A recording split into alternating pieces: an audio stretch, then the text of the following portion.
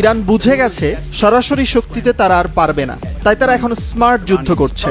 মার্কিন প্রতিরক্ষা মন্ত্রী পিট হেগসেথ তাই স্বীকার করেছেন এমন প্রতিক্রিয়া তারা আশা করেননি, কারণ এবার কোনোভাবেই ফাঁকি দেওয়া যাচ্ছে না ইরানের চোখকে।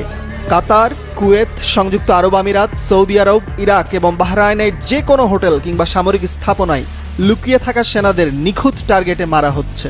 সেই সাথে দেশগুলোতে থাকা বিলিয়ন ডলারের মার্কিন সামরিক সম্পদ ধ্বংস করছে একের পর এক। ইরানের প্রতিশোধমূলক হামলায় ক্ষতিগ্রস্ত হচ্ছে পারমাণবিক গবেষণা কেন্দ্র, শিল্পাঞ্চল কিংবা বিদ্যুৎ স্থাপনা। আর লেবানন দখলে থাকা সেনাদের হতাহতের খবর আসছে প্রতিদিন। এমন চাপে পড়ে ইরানের ক্ষেপণাস্ত্র ড্রোন সক্ষমতা ধ্বংসে মরিয়া ট্রাম্প ও নেতানিয়াহু।